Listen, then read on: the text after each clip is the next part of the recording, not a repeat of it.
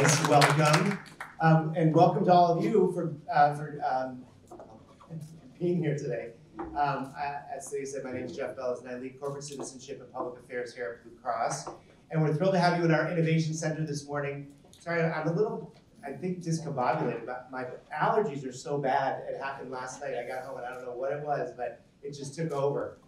So I'm not feeling 100%, but a little foggy. But we're thrilled to have you here. You're probably really happy to know that, right? Really thrilled to have you all here. And this is such an important topic. And you know, as we all kind of settle into this hybrid world that we're living in, the hybrid work environment, these issues are really important for us to really think about. So we're excited for all of you to be here today. We're excited for this great panel that we have pulled together to talk about Wellness Reimagined and what they're doing in this space. So I'm going to introduce this very esteemed panel that's going to be led by Dan Delaney. He's going to be our moderator today. Dan is the founder and principal of the Delaney Policy Group. So thank you, Dan, for joining us. Next, we have Leslie Mesmore. She's a Global Wellness and Policy Manager at Wayfair. Thank you, Leslie, for joining us. Next is my colleague, Michelle Fatzi, who is the Vice President of National and Major Accounts here at Blue Cross Blue Shield. Then we have Donna Bonaparte, who is the Vice President and Chief Human Resource Officer at Batson College. And then we have Archana Gonzagra, who is the Director of Client Strategy and Solutions at One Digital Health and Benefits. Thank you all for being here. We're really excited to hear what you're going to share with us. So I'm going to turn it over to you, Dan. Thank you. Thank you very much.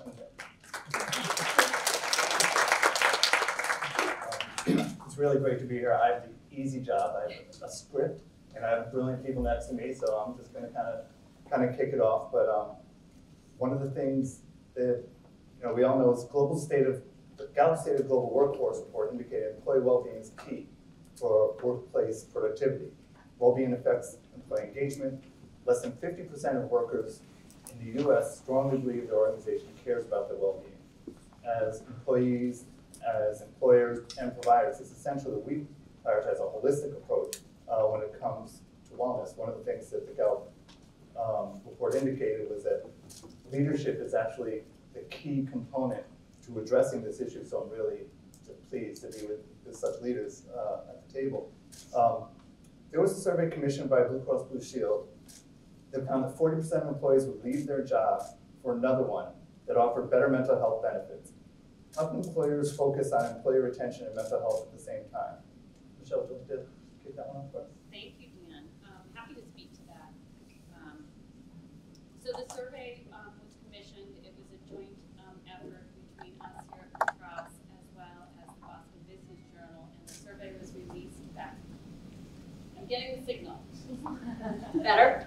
Yeah. Okay. Sorry about that. The survey was released late last year in November of 2022, and the survey asked employers what they were doing to support mental health for their employees and the initiatives that they were taking, as well as it asked employees what they thought and what they perceived the support that they were getting from their employers. And as you might imagine, there was some disconnects between what employers said and what employees thought. And that 40% is a pretty staggering number that people would leave their employer in search of increased or better mental health benefits. And as a panelist, in this great company of other colleagues, Blue Cross has a unique position. We are an insurer as well as an employer. And as an insurer, we've been in the market speaking about mental health and the importance of mental health. It's been a leadership edict and a core strategy for us as a plan to be the best for mental health for our members. And that strategy cascades to our employees in the work that we're doing to educate and inform our employees about the availability of resources. So on the insurer side, we're investing in a strategy to continue to drive improved access, making available resources to members. On the inside of our organization, those same resources that we're making available to our members at large, we're really trying to educate our employees that they exist, that they're available, that people should take advantage of these resources. And so for us, our broader mental health strategy is our retention strategy. And I think two other points that I would add is, the basis of education, continuing the conversation, talking out loud about the importance of mental health. Because one of the things that's really fundamental is making sure that we address stigma and eliminating that and eliminating the concern that people express about availing themselves of those services. Great. Does that resonate across all these different fields? Do we have a range of corporate agencies and a bunch of roles? And my sense, just from some of the conversations we had earlier, is that you all sitting here probably have a better handle on that disconnect and that feeling among employees than, across the C-suite generally. Is that right? I would say too, to elaborate a little bit more on what Michelle said, there is now even a bigger role that managers are playing in this equation. Employees sometimes don't know where those resources are or who to go to, and their first line defense is really their managers. And so it puts a strain on managers who are not necessarily equipped with those conversations. They're sometimes being thought to be a therapist, and they're hearing everything and maybe more than what they need to hear or can handle. So there needs to be support to managers that can listen for those specific nuggets and then be able to direct them to the appropriate resources that the employee needs. So it's timely and relevant and builds that trust with the manager and also the organization. And I think that also helps to kind of get to that disconnect and alleviate that as well. So managers can, and leaders, all of them, right, can really express what are all the resources that the workplace and the company has as affording to them. And that just makes them feel more connected and more supported. So just listen to them in a different way. I agree. And for us, pre-pandemic, we knew that wellness is not one dimension, right? And so we think about wellness in 6 dimensions. Be fit in terms of making sure that your physical fitness is as well as it can. Be nourished, right? What are the nutritional options and resources that we can offer you? Be mindful when you think about mental health. And what can we do to, as you say, reduce the stigma and provide those resources? Be social, right? And understand that the socialization of human beings is a critical component of wellness. Be intellectual. We believe you should be consistently learning, right, in that continuous learning posture. And then the last is be financial, recognizing that finances creates great stresses in most homes. And so how do we help our employees manage through the finances? So we had all of that in place pre-2020, but what 2020 did was amplify, right? And say, okay, now I really, really need to be able to tap into that. I can tell you, in the midst of the pandemic, I received an email, a name I didn't recognize. And the subject line was just, please, ... So now I'm intrigued, okay? If I don't know who you are, and you're just saying please.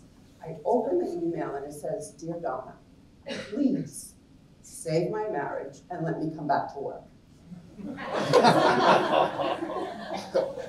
Okay, so you have a little bit of difficulty when you promote in your home as long as you are in isolation with your spouse, right? But that's a cry. That says to me, wow, I don't know what else to do. I've been home. I feel isolated. I think I'm going to hurt my spouse. So now, right? What can we do? And we had always, once the pandemic started, approached it in a 3-phase: survive, revive, and thrive, right? And so we're still in the survive mode, talking about health, safety, containment, testing, et cetera, et cetera. And we've gotten through that, and we were in the midst of that, but we had to recognize our employees needed more. They needed that mental connection, that social connection that says, while you're home, while you're being a parent, a spouse, a teacher, a counselor, a therapist, what else do you need? And how do we provide that for you in that remote? So it cost us, even though we have the dimensions, to shift in terms of how we deliver those. I think Michelle really hit the nail on the head saying focusing on mental health is focusing on retention. I did not take your survey, but I am part of that 40%. About 7 years ago, a terminal illness struck a member of my immediate family.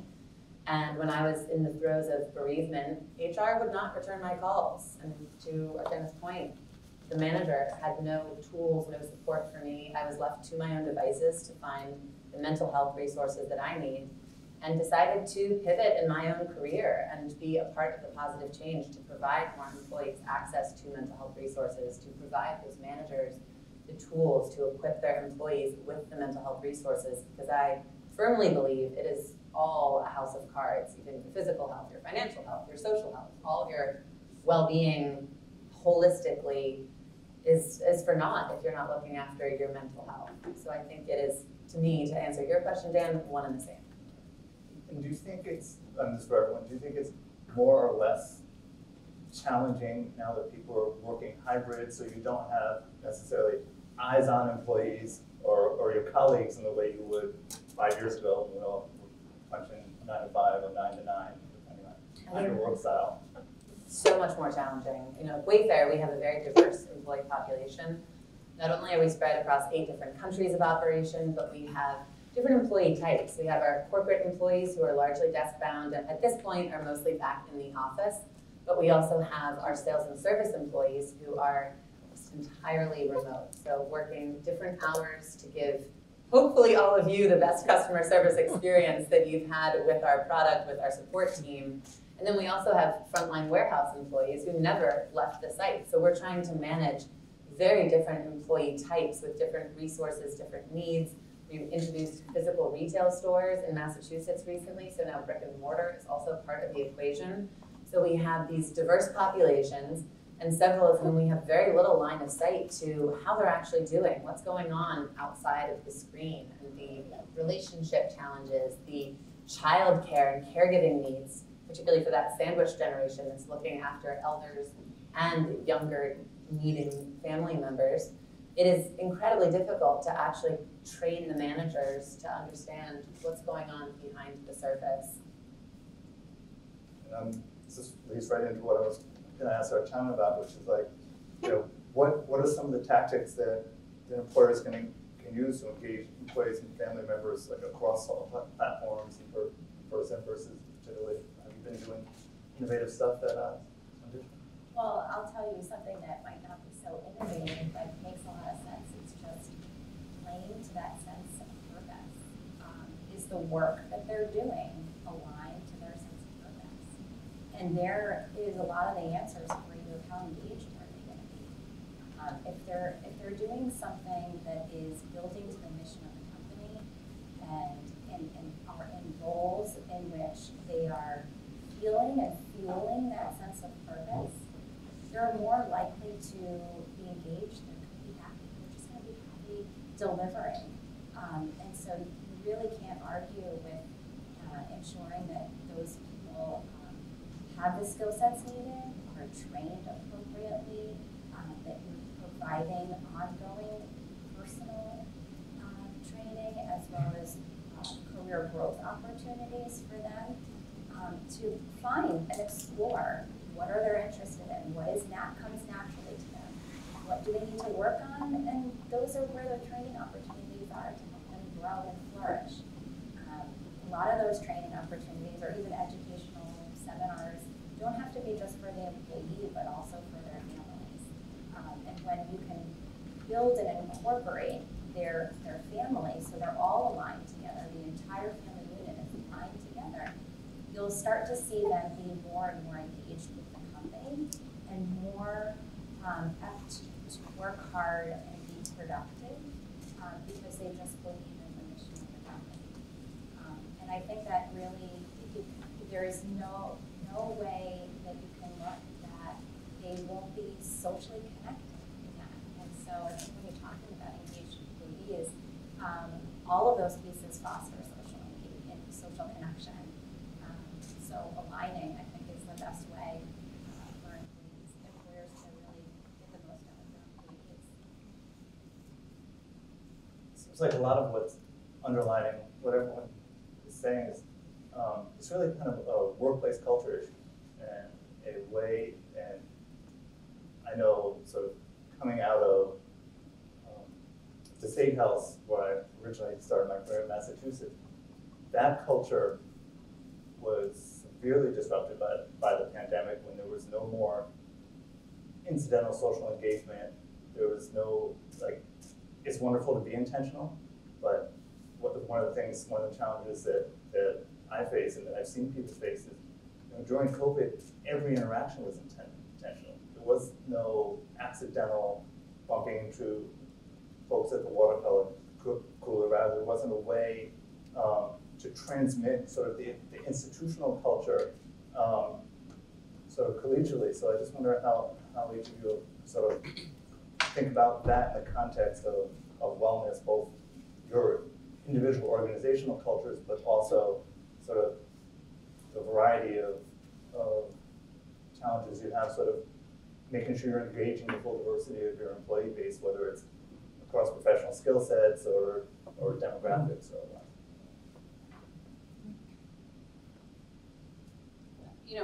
For me, and I'll echo a comment that actually made early, I'm a leader in our organization. I have an external job that obviously is working with our customers, but my internal job is managing a team. And, I think you've used, in your opening to the question, you used the word intentional several times.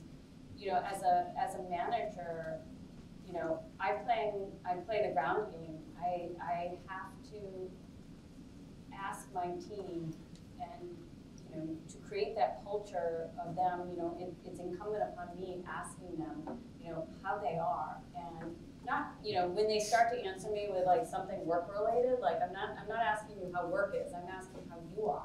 I'm trying to really make sure that, I pause as a leader, and in order for our business to get done and our business to be successful, I need the team to be able to operate, and I need to make sure that I'm able to support them. And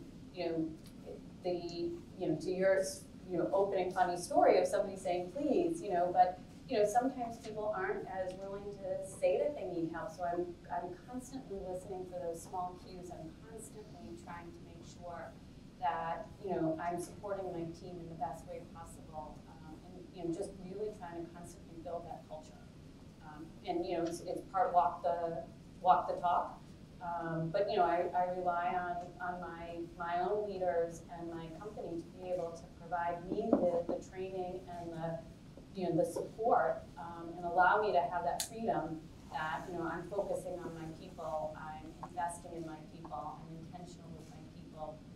The ground game is incredibly important, and that's me spending one-on-one time with my team, creating those opportunities to get together, using meeting time that we might have. And yes, there's important time for meetings, and we're doing business, but now I begin a meeting or end a meeting with 30 minutes of social time. There isn't that water cooler talk, but people need that. People need that interaction, and so we build that in. And it's a small investment for me to purchase a breakfast or purchase a lunch, but have people being able to speak and have that interaction. And I think that sense of community is hugely important to the successes of the company. That goes a long way when you're talking about creating a culture of care, which is what we all had to do and are still doing, right? And having those relationships and building those, it's a set of skills that managers didn't have before 2020, but they had to acquire them and excel very quickly. I also think it's important to ask the organization at large, what do you need? How do you need it? When do you need it, right? And so we do that on a systematic basis now every year to say, for your wellness, tell me, what am I missing? Or do you want more of something else, right? And it does inform and form the programs and policies that we put out, because my role is to be responsive to your needs. And if I don't ask, I can't assume that you need more childcare or you're dealing with that sandwich generation. I have to ask. And overwhelmingly, people are honest and open and appreciative that says, okay, so it's never been a one-size-fits-all, but trust now, it's a one-size-fits-none, right? We have to be almost as individualistic as we are with the individual, as we are with what we offer, a wide continuum, based upon your dimensions of your diversity. Where are you in your career, in your life? Absolutely. We're doing something really similar, Donna. There's absolutely no one-size-fits-all solution at a company as diverse as Wayfair, with such different employee types and profiles, ages, demographics. So in addition to a survey where we say, tell us exactly what you need and want, that is all about our benefits and compensation, and the results of which are taken very seriously by my team and our senior leadership, we recently launched a Wellness Champion program to drill even deeper and really use this as a two-way funnel and hear directly from our employees, what is it that you want? What are we getting right and what are we getting wrong? What do you need more of and what do you need less of? And help us communicate, because really getting directly to all of these employees, even those who are desk-bound, is incredibly challenging. We're just inundated with messages, emails, and Slacks, and texts, and it's just so much. So what we have found through our data, through our surveys and polling and feedback, is that employees want to hear from other employees, from their manager, or from a friend, from a peer in their network. So really trying to build that grassroots movement so that we're getting the direct feedback and we can deliver exactly the wellness benefits that our employees need and want. As a consultant, I am so glad that you two, as employers, are doing that and have those, those assessment tools in place, because it's really important as a consultant to see where there has been changes over time, and it helps you to really fine-tune what's working and what's not working.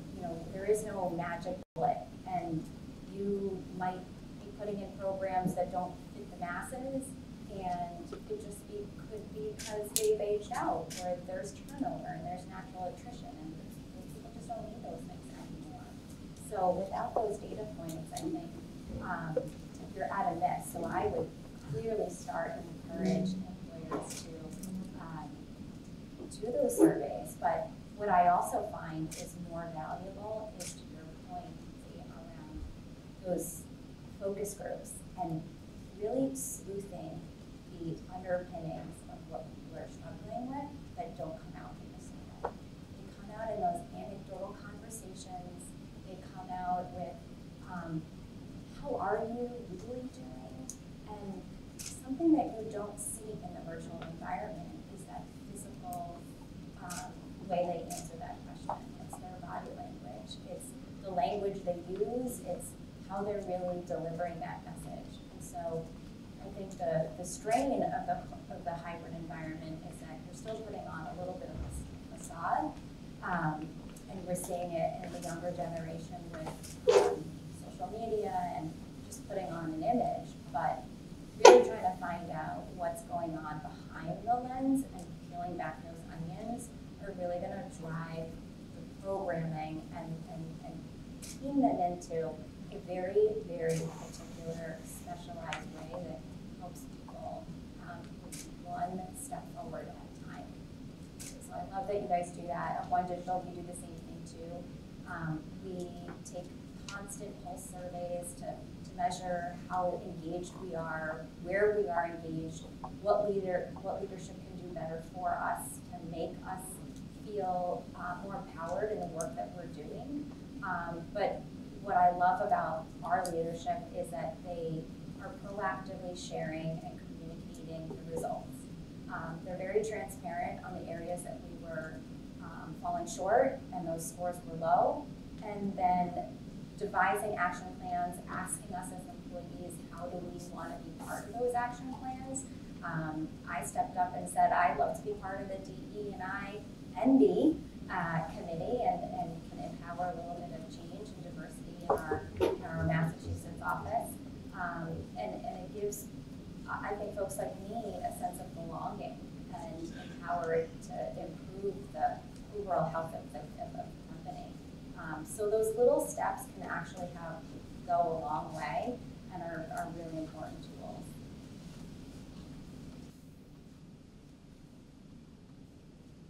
I think it speaks.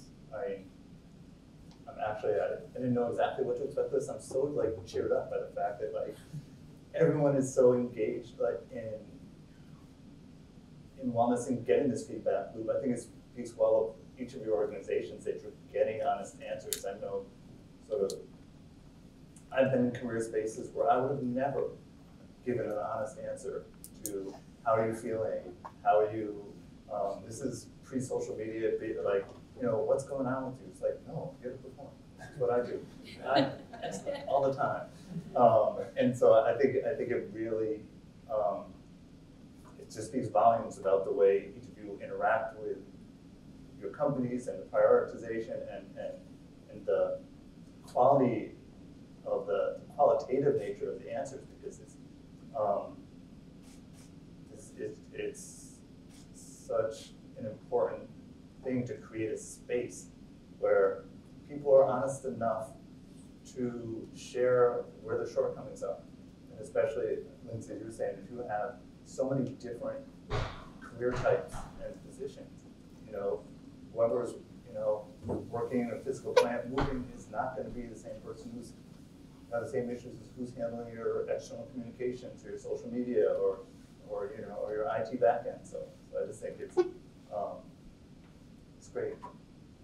Well, I like that Archana brought up DE&I and B, so for belonging, and that's an important element, and it's something we do our pulse survey work at Blue Cross as well, and that is something that came out, and so the entire concept being around being able to be authentic, bring your authentic self to work, and we have long stood around DE&I, and B is a new extension of our belief, and really trying to help people understand what belonging means and feeling comfortable. So it's we really invite people to be honest and in their feedback and solicit for that, because it's the only way our organization is going to improve, is to be able to have people be able to tell us what they're thinking and commit as a response from leaders that we want to see that change through. Yeah, I just want to say something to your point, Daniel. There has been a fundamental shift in how employers relate to employees, because we have to, right? And so for too long, we looked at a mono entity and thought, you're my worker. But that's not who that individual is, right? You have to be able to understand and embrace the whole of that person, right? And all of those dimensions, primary, secondary, tertiary, that make them who they are. So that they, one, feel like they belong, two, feel they can be authentic and bring as much of themselves, not all of themselves, because they might not be comfortable sharing all of themselves, but as much of themselves as they choose into the workplace. And so for us, when we think about it, one, it has to start at the top. And your president, CEO, whoever that person is in that top C-suite, has to be able to authentically say it, believe it, and have the culture embrace that they mean it, right? That we are a diverse, inclusive, creative, belonging environment where you can do your best work. Without that, then it's like the next level. Is it the vice president? Is it my manager? But at the top, my president says it's one of his critical few objectives. It sits side by side with the strategy of the organization. So there's no challenge about how does he mean it, because we all have KPIs. We all have to deliver. So it's not words on a page and a page in a book, right? There's action. And they're interconnectivity, right? What I have to do, what the chief marketing officer has to do, finance, we all have to come together under that umbrella of DE and IND. And so then how do you make sure that people feel that they can be authentic and be themselves? One, you ask. Two, and for us is to offer a large array through affinity or resource groups, whatever you might want to call them, where people feel they can come and talk with people who share that dimensions. And for us, we have 11, so there's some of those standards around race, around parental status, but we've got a group that is caring about environmental justice, right? And so there's a sustainability focus. There's a group that is challenged with elder care, right? And how do we help them, help their parents manage through this phase of their life, because it's having a severe impact on their ability to be employees. So understand, let the employees lead, define, and you support what they need to be their best selves and to belong. But it has to start at the top. If that's not here, I don't encourage you to do it. leaders do need to set by example. Look at your leader and think of them as your model, and at the very highest regards, and that's where those key examples are established. If you're seeing your leaders, not taking the time to care for themselves, you're less likely to do it yourself because you're around the clock working maybe, or you're not putting up those boundaries that separates work and home, and having a good balance between the two. If you're not seeing your leadership doing that, there's this perception that you too can't do that. So you really want to break down that barrier and do the opposite and really try to establish that from the top so that they can take the time for themselves. If even simple things, if there is a gathering, let's say it's a 5K or it's a book club or it's whatever social engagement is occurring, no matter how big or small, if the leader is present, sure enough you'll have more participation because they want to be around that leader, they want to be around the managers, they want to do what they think. And then it's also giving them the okay to take time out of their day to go attend that event. Because that's what we're finding more and more is that there might be these things that are just checking the box. There are these social engagement opportunities, and there are these spaces, and there are these sessions to go and improve and do better, but you can't take the time or too much work to do. Or, if I don't get this done, I'm going to leave on time and I can't pick up my kids. And so you're in this constant rat race of the company wants to do something good for you, but you can't show up because you still don't have that boundary of having the reason to take care of yourself. So I think you just need to watch out for stuff like that happening. We do it every day. We make choices every day, and just be conscientious that there is that good balance. But most often the decisions I make or we make or employees make are modeled for us. So be a leader, even if you're not a leader. You at maybe the lowest totem pole, lead by example and inspire your manager, grab them, tell them to join you for the 5K. It's now a two-way street, but we're hoping that it comes up from the top. It's so true. We have an annual Global Wellness Week and have engaged with our senior leadership to provide support and marketing support in particular of this event. And the shadow that they cast, the influence that they hold is massive. We had one of our co-founders film a little video and talk about how he commutes to work on a blue bike. And that went Wayfair viral. We posted it on Slack and it got more likes than I think that global channel had ever seen, more emoji responses, and it was speaking to our people in the way we like to be spoken to and was so authentic and said, do something this week. I'm spending my time, I get outside, I stay active, and the environment in my commute. And it had such an influence on the way that people felt they could be permissioned to engage in the different webinars and activities that we had planned that week. So completely echo everything that's being said.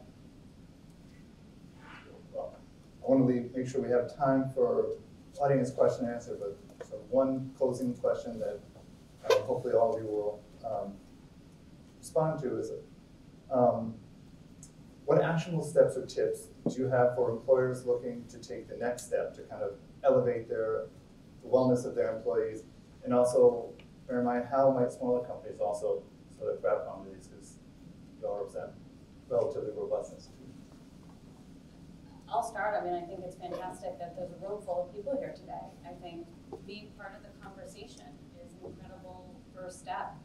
I think that there are numerous organizations that are available to employers, through small, membership, like Worksite Wellness Council of Massachusetts. There's the New England Benefits Council. There's the chamber itself. There's your, health plan can offer, support in getting you started with, where do I begin the conversation? What are the elements that I want to bring forward? your consulting partner, an advisor, so there's so many small steps and tactics that you can take that, don't require necessarily a large investment to at least begin the conversation and understand the other journeys that employers have forged before you to sort of figure out what has worked, what they have seen work well, and what might you want to do to follow. Yeah, the wellness champions that I mentioned, zero cost investment for us, just the time of myself and my team to launch this program. But we did make a huge investment in mental health and let our claims data with Blue Cross Blue Shield, in fact, help tell that story for us. I swear, I didn't plan making all these claims. But we recently shuttered our relationship with our former EAP. We're not having the employee experience with that partner that our employees needed. Weeks waiting to speak to a provider. It's not acceptable now more than ever. So we sunset that partnership and brought in Spring Health, which is a really modern take on an EAP, really enhanced EAP, providing therapy, medication management, and coaching support to all of our employees globally. We have spent so much time and effort on the implementation, and the utilization has been through the roof. It's incredible. We went from an average of 2 to 3% utilizing our EAP. We already hit 24% within the first quarter of implementation. Yeah, I mean, clearly there was a need. We heard it in our survey, we've heard it in our focus groups, but we really directly addressed that need. And like I said, let the medical claims data help make the case for that investment with our senior leadership. So it was a surprisingly well-paved path for us to make that case, because we had a 42% increase in 2021 in our mental and behavioral health claims data. We had a lot of high-cost claimants for behavioral health and anxiety, people taking an ambulance to the ER, completely unnecessary treatments for mental and behavioral health conditions. So letting the data dictate the story and the business case was really helpful in then providing this great new benefit to our employees. I swear, we didn't plan this, however. I have the same story. Really? So through the pandemic, I'm looking at the utilization data of the EAP, and it didn't move. And I'm like, what's wrong with this data? Right? We are all in the midst of something we had never envisioned, let alone had to manage. And how is it that individuals don't need the support, the resources that are provided through counseling and other EAPs? So I sunset mine as well. And I'm about to embrace a new plan in the next 20 to 30 days, where individuals will be able to very quickly, not 2 days, but within hours, be able to have access to that mental health provider that they need, based upon their desires, right? And some men don't want to talk to women, some women don't want to talk to men, right? But identify who it is that you need, what you need, when you need it, and have it available is the goal. And so I won't say the vendor because we haven't signed the contract yet. But we're right behind you. And again, let the data tell us. We also are a Blue Cross client, and the information that you provide is so informative. It helps us figure out what is happening within our community, within our families, and being able to provide. And the critical aspect of the EAP is that it's not just for the employee, it's for the whole family.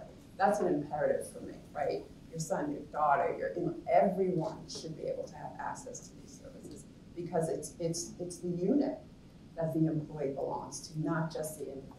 So, same place. What I like about programs like that is that it has an expanded network of resources across a wider array of issues that might be happening, and at different levels of the employee may need, if it's self-guided, or if it's something that's a little bit more involved in using interactivity.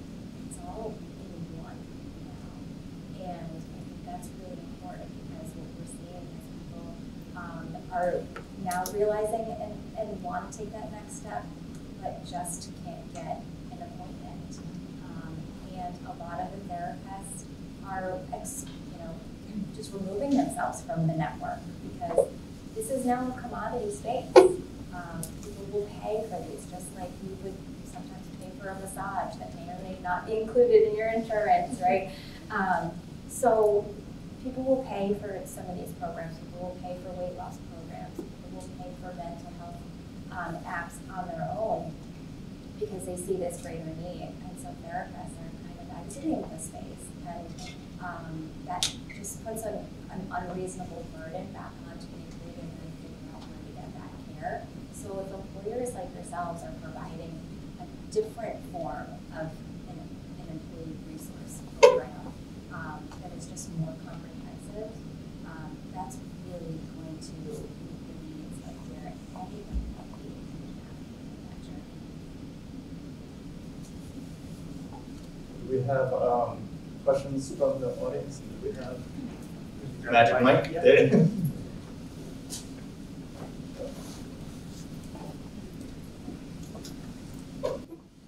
Thank you. I've enjoyed the panel. I'm Leslie Ford. My company helps employers retain caregivers and parents in the workforce. So I'm particularly interested in some of the things that you said about wellness and making the time for it. In my data, it's only 3% of parents, and this is mostly mothers, I'll caveat that since we're all women, who say they have the psychological safety to set boundaries and ask for what they need with their managers. So I'm curious how you are differentiating some of your cohorts in your employee group and supporting them differently. I can start off there and kind of answer the first place to start is to look at flexible arrangements and that dialogue of, what are your particular constraints, and does that mean coming in a little later, does that mean coming in a little earlier, does that mean that you find a role that may fit those hours that you can offer, the skill sets that you have, and I think there needs to be a better conversation around, those flexible work arrangements and opening up that dialogue, because that might be the right way to blend what they're able to give and also how they're able to deliver. Leslie, I think it's really difficult. It's a tough nut for us to crack at Wayfair, admittedly, but we do have several partnerships that are geared specifically toward our caregiver population, and we target a portion of our benefit survey to the caregiver population, and we work with our caregiver ERG very closely. And in addition to the caregiver ERG, we have a family planning support AG, so a couple different pockets at Wayfair. Because we're a very young company, our elder population is actually the 40 plus, believe it or not. So for that sandwich generation, we talk to that ERG a lot as well about the different caregiving needs in both directions and what kind of support they need and want. But it's really difficult to reach every single caregiver, and again, no one size is fitting all caregivers. So I think these different point solutions, right now we're wading through a bit of a sea of point solutions that don't get the right utilization to warrant the investment that the business is making in them. So it's something that, quite honestly, we're still trying to sort through, but I completely agree that it comes down a lot to what our leaders are role modeling, what our policies support, and what our managers are trained to provide as far as conversation and resources beyond just handing someone the parental leave toolkit and guide that we have and telling them when they come back. How can we really equip the managers and the team to support those employees and caregivers as their needs evolve, as flexibility changes, and as our own policies and return to work adapt as well? I'll just end with our largest employee resource group is the Parent Connection. And it's open to parents regardless of your gender, because parenting is a skill, right? And a defined need. It's not exclusive to mothers or dads, but allow the employees to come together in that forum to define what it is that they need and what's an impediment to them being able to integrate their life as a parent and as a employee at your organization. Let them tell you what you need. Is it the flex hours? Is it a different set of benefits? But allow them to come together, right, and support themselves so that we can support them.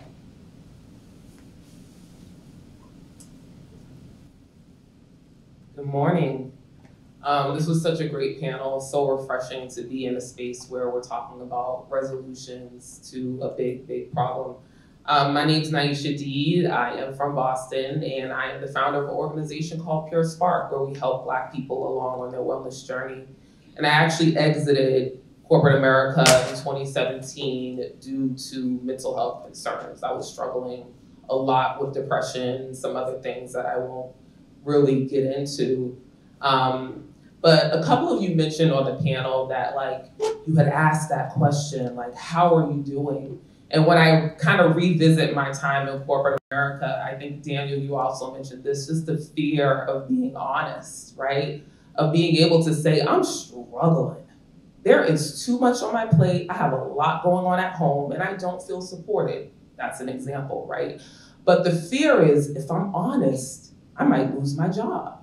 How will my supervisor view me with this honesty? So, you know, one of the questions that I had is like, how do you create a culture of psychological safety so that you can get an email like, please, and someone can say that? Like, what are the things that you're doing as a person, first and foremost, and maybe as an organization, policy-wise, to help people feel safe, right? Because I think that's the first step to getting true and honest feedback, whether it's through data or individually. And, you know, my second question, and you can pick which one you want to answer, honestly, because I know this is a lot, it's deep and it's heavy. I understand. It's fine. I know it's early to get so deep. But the second question that I had is, this is wellness reimagined. So, you know, like children who have amazing imaginations that I think sometimes we lose when we become adults. If you could take a minute or so and reimagine, get creative as possible, what a wellness workplace would look like. How long would the day be? How many like weeks per year would you work? Like, what do you think it really takes for us to be well at work? What an amazing question. And thank you for bringing your true self to this conversation. I really appreciate that. And I will take a crack at part one. Something that we implemented 2 years ago is a company-wide wellness commitment. And part of that, one of the tenets of the commitment, 5 points that are very transferable across our diverse population. Some of it's about establishing boundaries. So what are your working hours? And for a caregiver, that may look different than for someone who's on a shift or someone who wants to start later for personal reasons or has an appointment. I was taking an hour every Friday for my own therapy, and that was in the team-wide calendar. So I think leading by example and saying, oh, this is a time that I'm carving out, and now other members of my team are doing the same thing.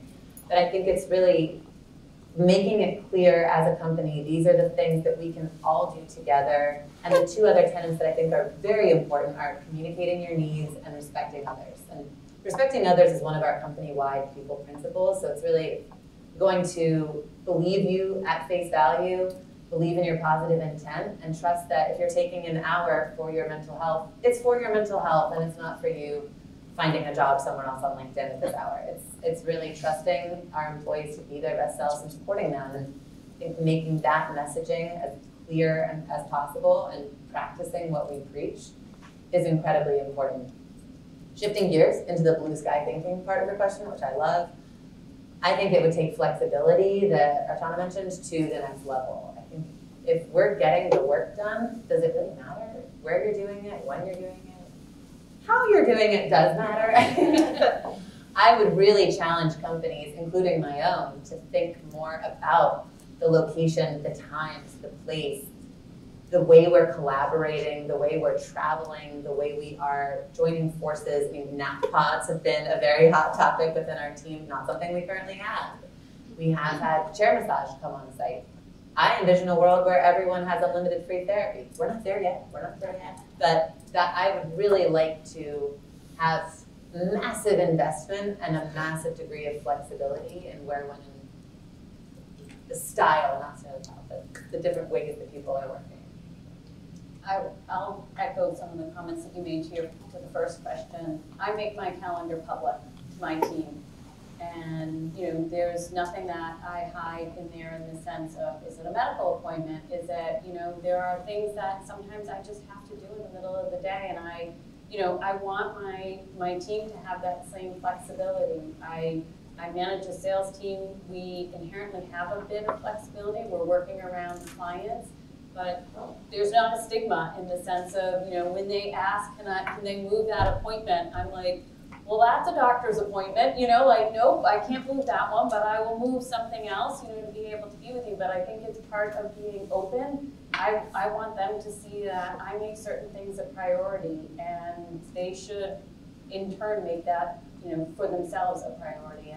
And you know, to your comment about somebody coming and saying that, you know, they have too much on their plate, I ask that question of folks when I meet with them. I do skip level so that I can meet with others on my team, and I ask that question because it doesn't do any good for them to be sitting there struggling. And you know, part of what I'm responsible for in working, you know, as a leader is finding solutions. So for them to be silent, you know, it doesn't help. It doesn't help them. They're spiraling. It doesn't help the organization. So I mean, for me, I look at that as part of my daily conversation. What can I do to help? And there's never a judgment if they are struggling with that work-life balance or too much on their plate. Something's wrong. Like something has to be fixed, and that's part of, you know, being honest to me as a leader to be able to tell me that. And you know, part of my job to try to help fix it. In terms of blue sky, I love that sort of flexibility. You know, we were an organization that I think predominantly people came to an office. We worked, you know, I had this conversation earlier, you know, I felt this obligation, you know, it was 9 to 5. I showed up in the office that I stayed till, you know, a time that was okay to leave. But, you know, I don't know who defined that, but it was just in my head, you know, that we had to sort of focus on that. And, you know, I see people with different backgrounds behind them now, you know, when they're, you know, on Zoom calls, and, you know, they're always like, oh, I'm at, you know, we went away for a couple of days and I'm working from remote. I'm like, I don't care. You know, like, I mean, I want people to have that freedom and the flexibility. I mean, it's all about getting the job done, and if you're doing it in a place that, you know, at the end of the day when you're signing off, if you're in a place that makes you happy, and, you know, all the power to you, you know, so I think just that incredible sense of flexibility to come. I don't think we're quite there yet, but I look forward to it. I'll just echo a bit of what you heard and also raise a point in terms of individuals not fearing, right, the psychological trauma of saying, I'm not doing well. For me, I meet with my direct reports every week in a skip level every other. I start in every meeting with how you doing and how's your family, right? And so when I see you next Thursday, your mom, she had to go for an MRI. How did that work out, right? So I know what's going on. I know when they need to step away because there's something happening in the family. And people feel comfortable and confident that they can relay that information to me so that I understand what's happening. In terms of that white space, that nirvana workplace, you know, we're fortunate because we are on 300 acres of beautiful facilities. So you can take kickbacks in at 6 in the morning, swim at noon, you can have yoga at 4, whatever, you know, it's all there. And we have always, in my department, I've always embraced the ROWE, results only work environment, long before the pandemic, because that's what I care about. You've got a set of goals, you've got a strategy. When you get up, 3 in the morning, feed the baby, you want to work, do it. And then you're signed off for the rest of the morning and you come back at 10. At the end of the day, it's the results that I'm looking for. The ability about the flexibility is something for us, me in particular, has elevated and illuminated the disparity. Because if you're an environmental service worker, you are not phoning it in. All right, you have to be there because your job requires it. If you work in health services, if you work in food services, you can't fry the burgers at home, right? You've got to be place-based. So I have to make sure, what is it that you need, given that you can have that flexibility to be remote. You were the foundation through the pandemic that kept this organization and country moving. What is it that I can do for you? Because you don't have the ability to say, I think I want to be. Don't forget that group. That kept us here. I think I would just add there, the panelists have already done a great job of answering that question. One piece of your question, though, that I had to pause and think about is, you mentioned the backlash of potentially being honest and being your true authentic self and answering the question of how are you doing. And if that backlash ends up being negative, do you really think you should be there? Is that the company for you? I think you should maybe pause and ask that question. And so if anyone else is thinking, well, what is the backlash and what will happen to me and what image am I going to portray if I answer this honestly and I'm not doing well, and it's okay, we all have our bad days. But how others respond to you is going to make or break that place that you're at. And so I think that's the place that we're at right now with choosing a company that you want to be at.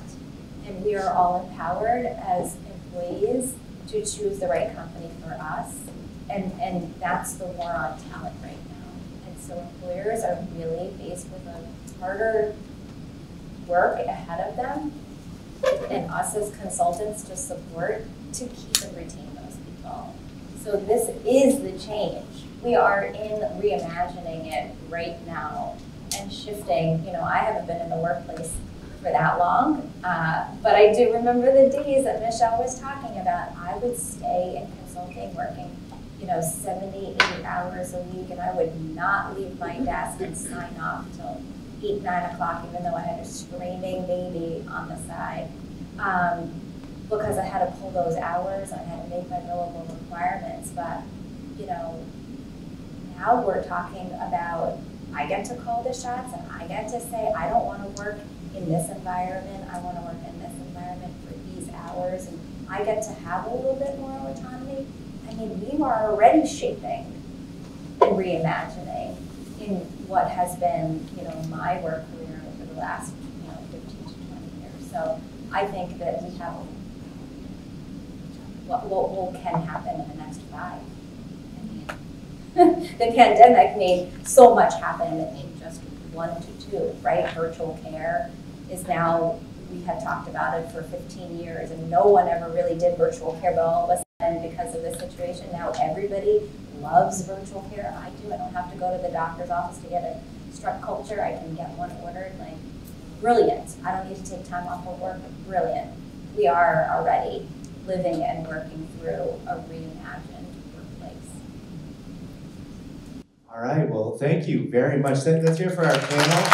Thank you very much for bringing your authentic selves here today. It's been really great. It's been a fascinating hour discussion. So thank you for all those wonderful suggestions and your real positive and honest reactions. And thank you to the audience. Great questions, awesome questions. Your energy is amazing. I love it. Thank you. And thank you all for being here. I'd like to thank the Chamber for our partnership with this program and so many others. So thank you to our Chamber colleagues, and also to my Blue Cross Blue Shield colleagues for being here and for supporting this. And to all of you for joining us. Thank you. I hope you all have a wonderful day, and let's continue the conversation.